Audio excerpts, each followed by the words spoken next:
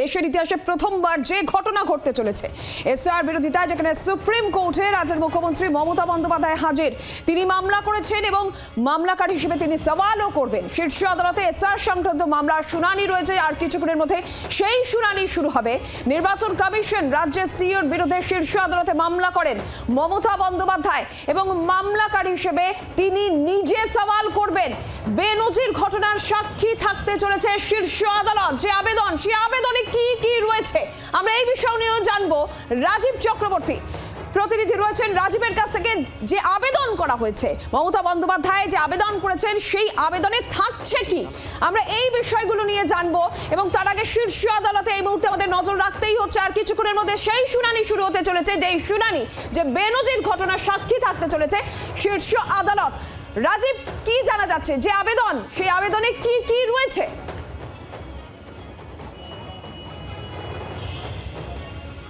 দেখো, আবেদন অর্থাৎ মুখ্যমন্ত্রী মমতা বন্দ্যোপাধ্যায় তিনি কেন্দ্রীয় নির্বাচন কমিশন এবং রাজ্যের মুখ্য নির্বাচনী আধিকারিকের বিরুদ্ধে অভিযোগ করেছিলেন এবং একটি স্পেশাল লিভ পিটিশন তিনি ফাইল করেছিলেন। কিন্তু নতুন করে আজকে আবারও একটি আবেদন তিনি জানিয়েছেন এবং সেই আবেদন অত্যন্ত গুরুত্বপূর্ণ, কারণ সেই আবেদনে তিনি বলেছেন যে রাজ্যে যে ভোটার তালিকা থেকে যে ডিলিশন চলছে, যে বাদ দেওয়া চলছে, নাম বাদ, সেই প্রক্রিয়াটি বন্ধ রাখা হোক। এবং এটি অত্যন্ত গুরুত্বপূর্ণ। এবং তার যে বক্তব্য যে এখনও পর্যন্ত লজিক্যাল ডিসক্রিপেন্সিতে যাদের নাম ছিল, যাদের ডেকে পাঠানো হয়েছিল হিয়ারিংয়ের জন্য, সেই হিয়ারিং বা শুনানিতে এখনও পর্যন্ত 60 লক্ষ মানুষের শুনানি বাকি এবং হাতে মাত্র আর 4 দিন রয়েছে। এক্ষেত্রে কিভাবে এই এত বিপুল সংখ্যক মানুষের শুনানি সম্ভব হবে? অতএব তাড়াহুড়ো করে হবে। এক্ষেত্রে মুখ্যমন্ত্রী মমতা বন্দ্যোপাধ্যায় তিনি আর্জি জানিয়েছেন যে সুপ্রিম কোর্ট যাতে হস্তক্ষেপ করে এবং নির্বাচন কমিশনকে একটি নির্দেশ দেয় যাতে আপাতত পশ্চিমবঙ্গে যে ভোটার তালিকা থেকে নাম বাদ প্রক্রিয়া চলছে সেটি যাতে বন্ধ করা হয়। তিনি তার আবেদনে জানিয়েছেন যে 19শে জানুয়ারি কমিশন আশ্বাস দিয়েছিল যে নামের যে অমিল তাতে বাধ্যতামূলক শুনানি নয়। অর্থাৎ যে কথা তিনি একেবারে নির্বাচন কমিশনের সামনে দাঁড়িয়ে বলছিলেন, মুখোপাধ্যায়, মুখার্জি, বন্দ্যোপাধ্যায়, ব্যানার্জি, চট্টোপাধ্যায়, চ্যাটার্জি, গাঙ্গুলি, গঙ্গোপাধ্যায়, এই ধরনের যে নামের ক্ষেত্রে যে ফারাকগুলি হয় ইংরেজি এবং বাংলায়, তাদেরও এসআইআরে ডেকে পাঠানো হচ্ছে। নির্বাচন কমিশন বলেছিল যে এটি তাদের এই শুনানিতে আসতে হবে না বা ডাকা হবে না, কিন্তু তাদেরও ডাকা হচ্ছে। বলা হচ্ছে বহু ভোটারকে লজিক্যাল ডিসক্রিপেন্সি এবং আনম্যাপড হিসেবে চিহ্নিত করা হয়েছে। বহু ভোটারকে, এই সংখ্যাটা যেহেতু অনেক, তাই ভোটারের অধিকার যে ভোট দেওয়া, সেই অধিকারটাকে কিন্তু শুধুমাত্র এই এআই ব্যবহার করে বাদ দিয়ে দেওয়া হবে বা তাদের অধিকার কেড়ে নেওয়া হবে, এটি হলে চলবে না। মুখ্যমন্ত্রী মমতা বন্দ্যোপাধ্যায়ের আবেদন যে ভোটারের নাম বাদ দিয়ে শুধুমাত্র নাম না বাদ দিয়ে শুধুমাত্র ভুল যেটুকু আছে সেটুকু সংশোধন করা হোক। অর্থাৎ লজিক্যাল ডিসক্রিপেন্সিতে নাম থাকলেই তার ভোটার তালিকা থেকে নাম বাদ যাবে, সেটি না করে নাম সংশোধন করে দেওয়া হোক, এই দায়িত্ব নিক নির্বাচন কমিশন। এবং তোমাকে জানিয়ে রাখি যে এক্ষেত্রে যে বক্তব্য রাখা হয়েছে যে চূড়ান্ত যে তালিকা প্রকাশ করবে, বাংলার এসআইআর প্রক্রিয়া প্রায় শেষ হওয়ার পর চূড়ান্ত তালিকা 14ই ফেব্রুয়ারি প্রকাশ করা হবে। হাতে সময় কম, 60 লক্ষ মানুষের এখনও শুনানি বাকি রয়েছে। এই জায়গায় বহু ভোটার তারা আশঙ্কা করছেন তাদের নাম বাদ যাবে। রাজ্যের মুখ্যমন্ত্রী হিসেবে, একজন সাধারণ নাগরিক হিসেবে, তৃণমূল কংগ্রেসের প্রধান নেত্রী হিসেবে তিনি দেশের সর্বোচ্চ আদালতের দ্বারস্থ হয়েছেন এবং প্রধান বিচারপতির বেঞ্চের কাছে তার আবেদন থাকছে যে যাতে এই নাম বাদ দেওয়ার প্রক্রিয়াটা বন্ধ রাখা হয়, স্থগিত রাখা হয়। এসআইআর প্রক্রিয়া নিয়ে তার কোনো বক্তব্য নেই। এসআইআর প্রক্রিয়া দেশের আরও 12টি রাজ্যে চলছে, কিন্তু পশ্চিমবঙ্গের ক্ষেত্রে বিভিন্ন ক্ষেত্রে দেখা যাচ্ছে আলাদা নিয়ম প্রয়োগ করা হচ্ছে। সেই জায়গায় আপত্তি এবং সেই আপত্তির জায়গাটা তিনি তুলে ধরবেন এবং তিনি তার আইনি যে সমাধান সেটি কিন্তু সুপ্রিম কোর্টের কাছে চাইবেন। এবং মামলার শুনানি আজকে হবে। বিশ্লেষক সুমন ভট্টাচার্য এই প্রসঙ্গে কি বলেছেন শুনবো।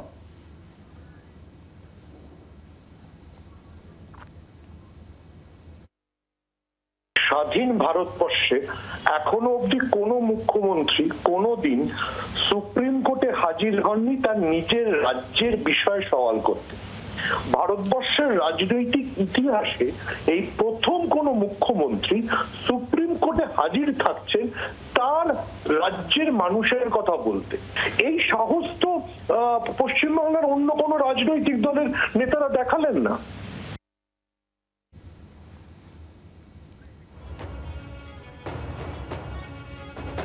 এসআইআর নিয়ে এসআইআর উদ্দেশ্য নিয়ে যেখানে তৃণমূল সুপ্রিমো প্রথম থেকে সুর চড়িয়েছেন, একজন বৈধ ভোটারের নাম যাতে বাদ না যায় এই বিষয়টা কিন্তু তিনি বারবার করে উল্লেখ করেছেন।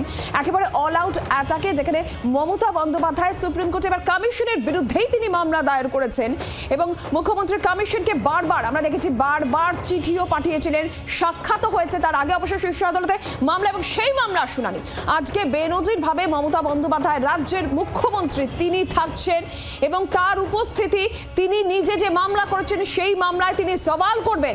বেনজির ঘটনা, দেশের ইতিহাসে প্রথমবার যখন এই ঘটনা ঘটতে চলেছে, রাজনৈতিক তরজাও কিন্তু একই সঙ্গে চলছে। রাজ্যে বিধানসভা নির্বাচন সামনে রয়েছে, তার আগে জ্ঞানেশ কুমারের বিরুদ্ধে ইমপিচমেন্ট প্রস্তাব হোক কিংবা সুপ্রিম কোর্টে রাজ্যের মুখ্যমন্ত্রী দায়ের করা মামলা কমিশনের বিরুদ্ধে, তার উপস্থিতি, তার সওয়াল বিজেপির জন্য কতটা চাপের হতে পারে।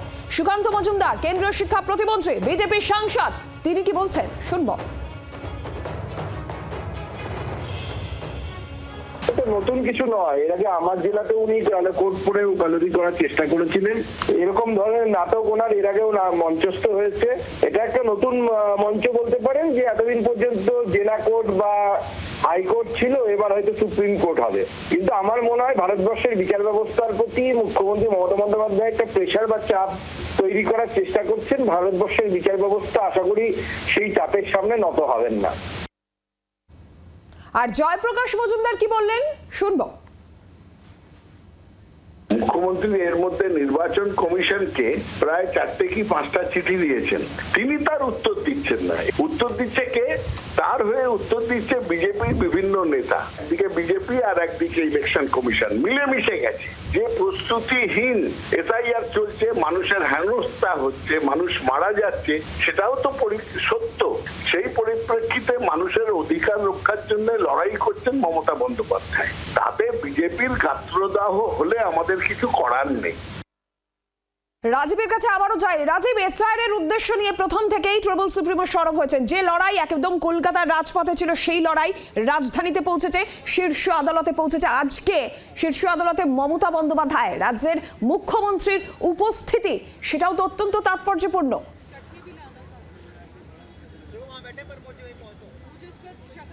একেবারেই উপস্থিতি অনেক তাৎপর্যপূর্ণ এবং উপস্থিতিটিই তাৎপর্যপূর্ণ।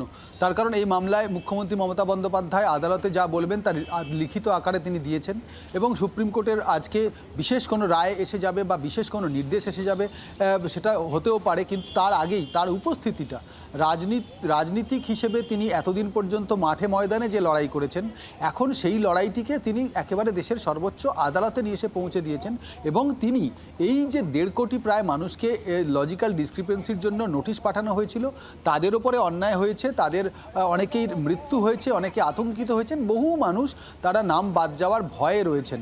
এই বিষয় নিয়ে যখন তিনি সরব হয়েছেন, সেই বিষয়টা নিয়ে সুপ্রিম কোর্টে তার পৌঁছে যাওয়া, নিজে সওয়াল করা, নিজের বক্তব্য নিজে রাখার এই জায়গাটা কিন্তু একটা বার্তা। একদমই আসবো রাজীব, আসবো।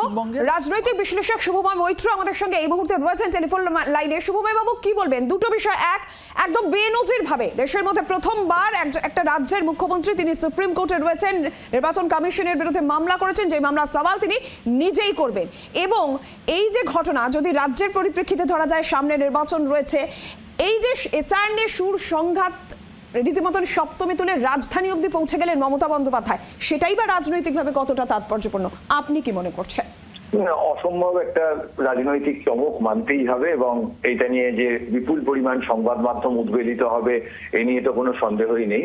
অর্থাৎ খবরের রসদ এখানে প্রচুর আছে। এই ধরনের একজন মুখ্যমন্ত্রী যখন, যিনি সাধারণভাবে প্র্যাকটিস করেন না, তবে আমাদের রাজ্যের মুখ্যমন্ত্রী তার প্রশাসনিক কাজের বাইরেও কবিতা লেখেন, ছবি আঁকেন, ফলে তিনি কোর্টে যে যেতে পারেন না এমনটা তো নয়। আমাদের গণতন্ত্রে তার কোনো বাধা নেই, ফলে তিনি গেছেন এবং এটা নজিরবিহীন হলেও আইনত কোনো অসুবিধা নেই। কিন্তু মূল যে জায়গাটি হলো সেটা হলো সামনে আমাদের বিধানসভা নির্বাচন এবং সেই বিধানসভা নির্বাচনের জায়গায় আমাদের রাজ্যে বহু বছর ধরেই রাজনীতির যে গভীরতার জায়গা, অর্থাৎ শিল্পে উন্নতি, সংস্কৃতিতে উন্নতি, শিক্ষায় উন্নতি, স্বাস্থ্যে উন্নতি, মানুষের কাজ, এই ব্যাপারগুলো থেকে আমরা অনেকটাই রাজনৈতিক চমক এবং ভাতাবাদের দিকে পৌঁছে গেছি। ফলে সেই নিরিখে একেবারে পাঠ্য বই থেকে তুলে আনা রাজনৈতিক চমক আজকে মুখ্যমন্ত্রী যেটি করলেন, এবং রাজনীতি যখন তিনি করছেন তিনি তো নির্বাচনে জেতার জন্যই করছেন। ফলে সেই জায়গায় দাঁড়িয়ে 2026 নির্বাচনের আগে এসআইআর নিয়ে, এসআইআর আমাদের দেশে হওয়া অবশ্যই প্রয়োজন, কিন্তু তার যে পদ্ধতিগত ত্রুটিগুলি আছে সেই জায়গাটাকে এক্সপ্লয়েট করে, অর্থাৎ সেটিকে ব্যবহার করে যেভাবে রাজনৈতিক আন্দোলনের একটা মাত্রা তিনি কলকাতা থেকে দিল্লিতে পৌঁছে দিলেন, তাতে একটা সম্ভাবনা আছে বাংলার একটা বড় অংশের মানুষের উদ্বেলিত হওয়ার এবং নির্বাচনে তৃণমূলের সুবিধা হওয়ার। এখন রাজনীতি যেহেতু পরিবর্তনশীল, বিবর্তনের মধ্যে চলে, ফলে বিজেপি এর প্রতিযুক্তি, এর কাউন্টার আর্গুমেন্ট, এর কাউন্টার মুভমেন্ট কি করে দেয় সেটা দেখার, এবং একই সঙ্গে বামপন্থী দলগুলি এবং কংগ্রেস যারা এসআইআর এর বিরোধী তারা সাবজিউমড হয়ে যান কিনা তৃণমূল কংগ্রেসের সঙ্গে, নাকি তারা আলাদা অস্তিত্ব বজায় রেখে তাদের বিজেপি বিরোধী বক্তব্য রাখতে পারেন, সেটাও কিন্তু খুব গুরুত্বপূর্ণ। কারণ এর উপর নির্ভর করবে যে আগামী বিধানসভা নির্বাচনের যে চলরাশিগুলি, তার মধ্যে এই যে মুখ্যমন্ত্রীর দিল্লি যাওয়া, এসআইআর, এটা কতটা গুরুত্বপূর্ণ হয়ে উঠছে। ধন্যবাদ শুভময় বাবু। নমস্কার। রাজীব, এই জায়গা থেকেই সামনে রাজ্যে যেহেতু বিধানসভা নির্বাচন, রাজনীতির প্রসঙ্গ বারবার করেই আসছে। এক তো রাজ্য রাজনীতি, এবং যখন এই এসআইআর নিয়ে বিরোধিতা বা এসআইআর নিয়ে চড়া সুর মমতা বন্দ্যোপাধ্যায় একেবারে রাজধানীতে নিয়ে চলে গিয়েছেন, জ্ঞানেশ কুমারের বিরুদ্ধে ইমপিচমেন্ট প্রস্তাব আনার কথা বলছেন, তিনি শীর্ষ আদালতে রয়েছেন, মামলা করেছেন, জাতীয় রাজনীতির প্রেক্ষাপটও কিন্তু সামনে আসে।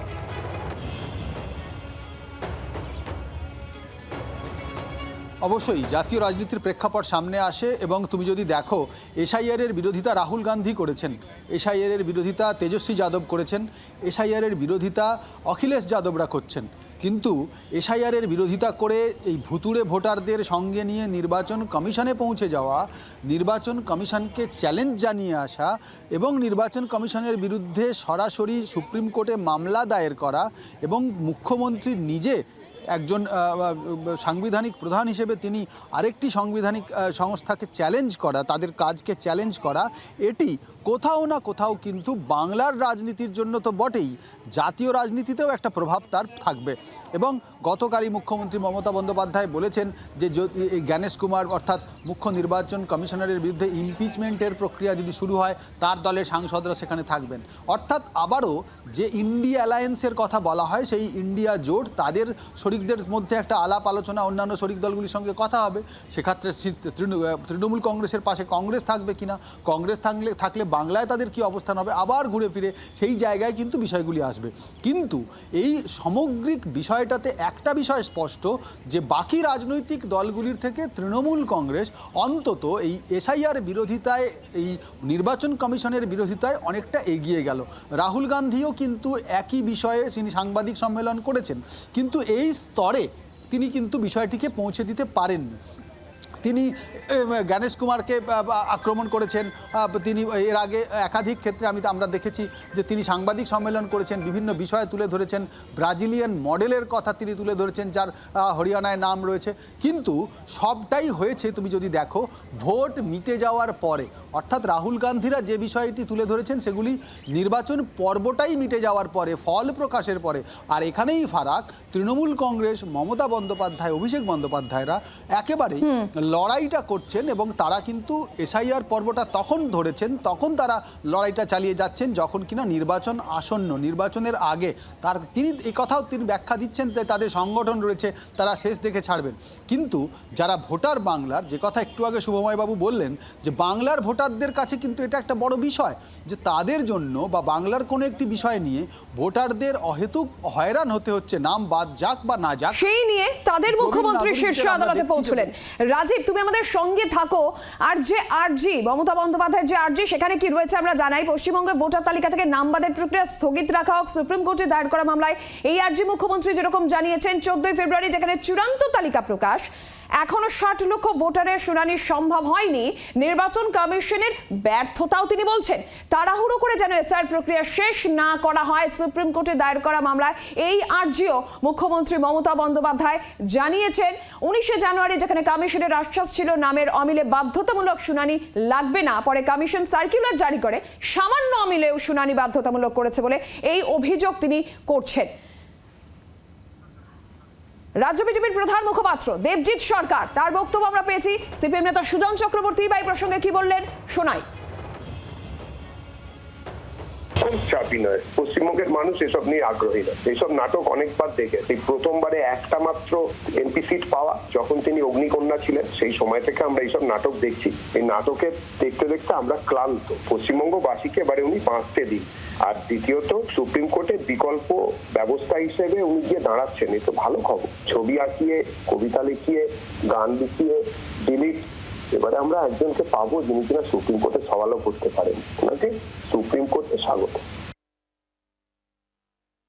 তো উনি এতদিন করেননি কেন? 3 মাস, নভেম্বর, ডিসেম্বর, জানুয়ারি, উনি তো এক্সিকিউটিভ হেড। কেন সরকারের পক্ষ থেকে মামলাটা করলেন না, যেমন কেরালা করেছে, যেমন তামিলনাড়ু করেছে?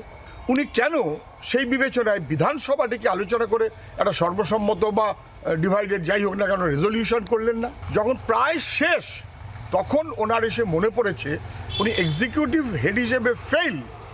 অতএব এখন একটা কালো পোশাক পরে এটাকে একটু লোক দেখানো কারবার। আমরা চাই শেষ যে ভোটার লিস্ট, সেই ভোটার লিস্টের পরিপ্রেক্ষিতে ভোট হোক।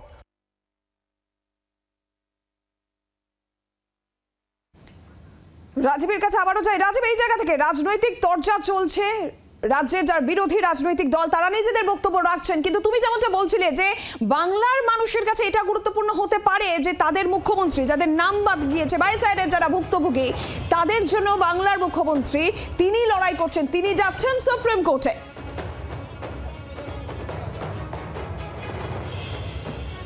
অবশ্যই দেখো, এটি এখানে আলোচনার বিষয় হওয়া উচিত এবং এটা নিয়েই আলোচনা হচ্ছে। তার কারণ যখন আমরা এই খবরে রয়েছি, যখন এটি শুধুমাত্র একটি সংবাদ নয়, যখন এর সরাসরি প্রভাব বাংলার নির্বাচনে রয়েছে, যখন এর আগে এই রাজ্য সরকার এবং তৃণমূল কংগ্রেসের সাংসদদের দায়ের করা মামলাতে সুপ্রিম কোর্ট এসআইআর নিয়ে বেশ কিছু নির্দেশ দিয়েছে, লজিক্যাল ডিসক্রিপেন্সির পুরো তালিকা প্রকাশ করার কথা বলা হয়েছে, তখন একটা আলোচনা সমাজের বিভিন্ন স্তরে হচ্ছে যে এই এসআইআরই বাংলার যে রাজনৈতিক যে ভাগ্য নির্ধারণ করবে। কোথাও না কোথাও এই বক্তব্য, এই আলোচনা সবাই আমরা শুনেছি, বাসে, ট্রামে, ট্রেনে এবং চা দোকানে সর্বত্র, যে এই এসআইআরই বাংলার রাজনীতির ভবিষ্যৎ নির্ধারণ করবে। আর সেই এসআইআর নিয়ে আন্দোলন করছে শাসক দল তৃণমূল কংগ্রেস। আর সেই আন্দোলন, যে কথা আমি বললাম যে একেবারে সমস্ত রাজনৈতিক দল যত আন্দোলন করেছে তাদের সবার ওপরে নিয়ে গেছেন মমতা বন্দ্যোপাধ্যায়। সেটি সফল হবে কিনা, সেই আন্দোলনের তিনি আখেরে তার লাভ হবে কিনা, দল লাভবান হবে কিনা, তার আসন সংখ্যা ধরে রাখতে পারবেন কিনা, বাড়বে কিনা, সেগুলো পরের বিষয়। কিন্তু তিনি পৌঁছেছেন সেই আন্দোলনকে, সেই লড়াইকে দিল্লি পর্যন্ত নিয়ে এসে সুপ্রিম কোর্টে পৌঁছে দিতে। আর এটাই বাংলার ভোটাররা, বাংলার তৃণমূল কংগ্রেসের ভোটার তো বটেই, সাধারণ মানুষের কাছে চর্চার বিষয় যে যারা এর বিরোধিতা করছেন, যে সমস্ত রাজনৈতিক দল দেশে রয়েছে, আমি যাদের কথা বললাম, কংগ্রেসের রাহুল গান্ধী থেকে শুরু করে আরজেডির তেজস্বী যাদব থেকে শুরু করে সমাজবাদী পার্টির অখিলেশ যাদব, যারা এই এসআইআর এর বিরোধিতা করছে, এমনকি সিপিএমের নেতারাও, তারা কেউই এই স্তরে আন্দোলনকে, লড়াইকে এবং তাদের আইনি লড়াইকেও এই স্তরে নিয়ে আসেননি। মামলা অনেকেই করেছেন, কিন্তু সেই মামলা এর আগেও আমরা দেখেছি যে বিহারের ক্ষেত্রেও ভুতুড়ে ভোটার নিয়ে সুপ্রিম কোর্টে আইনজীবী এসেছিলেন প্রশান্ত ভূষণ, এবং তারা এখানে সওয়াল জবাব করেছেন। কিন্তু মুখ্যমন্ত্রী নিজের আশা, তার উপস্থিতিটাই সব কিছু বলে দেয় যে সেখানে তাদের যে উদ্দেশ্য, মুখ্যমন্ত্রী মমতা বন্দ্যোপাধ্যায়ের এই সব কিছুর পেছনে যে রাজনৈতিক কৌশল রয়েছে, তিনি রাজনীতিবিদ, রাজনৈতিক কৌশল থাকবেই, সেই কৌশলটা যে বাংলার ভোটের উপর নির্ভর করবে, তার ভোটের উপর প্রভাব বিস্তার করবে, ফল করবে, সেটা কিন্তু বলার অপেক্ষা রাখে না। সেটা সুফল হবে না কুফল হবে সেটা পরবর্তীতে বোঝা যাবে।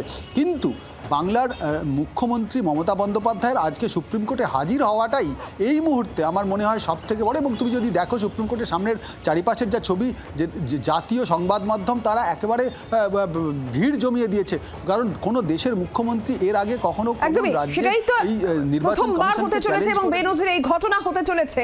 রাজীব, তুমি আমাদের সঙ্গে থাকো। একদম ভারতের ইতিহাসে, দেশের ইতিহাসে প্রথমবার যখন এই ঘটনা, একটা রাজ্যের মুখ্যমন্ত্রী তিনি সুপ্রিম কোর্টে রয়েছেন, তিনি নির্বাচন কমিশনের বিরুদ্ধে মামলা করেছেন, রাজ্যের সিইওর বিরুদ্ধে মামলা করেছেন, সেই মামলার শুনানি আজকে রয়েছে, যেখানে মমতা বন্দ্যোপাধ্যায় রাজ্যের মুখ্যমন্ত্রী মুখ্যমন্ত্রী তিনি নিজে সওয়াল করবেন। যে সময় তিনি সুপ্রিম কোর্টে যাচ্ছেন বা তার মামলা কিংবা জ্ঞানেশ কুমারের বিরুদ্ধে ইমপিচমেন্ট, সেটাও কিন্তু অত্যন্ত তাৎপর্যপূর্ণ, উল্লেখযোগ্য। আর এই মুহূর্তে আমাদের সঙ্গে টেলিফোন লাইনে রয়েছেন জেইউপি প্রধান হুমায়ুন কবির। কবির সাহেব, কি বলবেন? মমতা বন্দ্যোপাধ্যায় সুপ্রিম কোর্টে রয়েছে, নির্বাচন কমিশনের বিরুদ্ধে তার মামলা, সেই মামলার শুনানি এবং তিনি নিজে সওয়াল করবেন। কিভাবে দেখছেন গোটা বিষয়টা, কি বলবেন? দেখুন, বাংলার মুখ্যমন্ত্রী ইতিপূর্বে নাটক, বাংলার মানুষকে বহু নাটক তিনি দেখিয়েছেন। ভোট আসলেই তিনি অনেক নাটক নতুন নতুন মঞ্চস্থ করেন। কখনো পা ভেঙে পায়ে প্লাস্টার নিয়ে ভোটের প্রচারে যান, কখনো হাত, কখনো তার শরীরের অন্যান্য মাজা থেকে শুরু করে সব করেছেন। উনি এত বড় লয়ার, সুপ্রিম কোর্টে নিজে মুভ করবেন, তাহলে বাংলার মানুষের কোটি কোটি টাকা এর আগে কেন সুপ্রিম কোর্টে অভিষেক সিংভি, মুন্নু এবং কপিল সিবাল, আরো বড় বড় লয়ার, তারপরে ওনার রাজ্য সাংসদ কল্যাণ ব্যানার্জিদেরকে দিয়ে না করে তো উনি নিজেই এসবগুলো মুভ করতে পারতেন।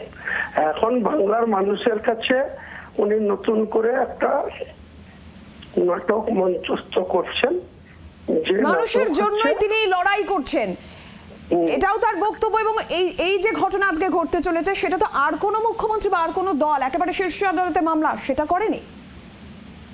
উনি তো নিজেই এসআইআর নিয়ে এই যে সমস্যা, ওটা নিজেই ওনার আধিকারিকরা তৈরি করেছে, পরিকল্পিত। যেমন উনি কথায় কথায় বলেন ম্যান্ডেট বন্যা, তেমনি উনি নিজেই এসআইআর নিয়ে এই সমস্ত পরিস্থিতি বাংলার মানুষকে, বাংলার ভোটারদেরকে, অযোগ্য লোকদের দিয়ে বিএলও এবং এআরও এবং ইলেকশনের কাজে, এসআইআর এর কাজে যাদের নিয়োগ করেছেন তারা যোগ্য না, অযোগ্য।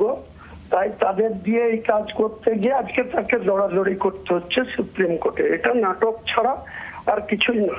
পুরোপুরি মুখ্যমন্ত্রী বাংলার মানুষকে বোকা বানানোর জন্য এই নাটক করছে। এটা করে আগামী দিনে ওনার কোনো লাভ হবে না, বা উনি এসব করে কোনো পার পাবেন না। ধন্যবাদ আপনাকে। বাংলার আওয়াজ, বাঙালির আবেগ, জি 24 ঘন্টা।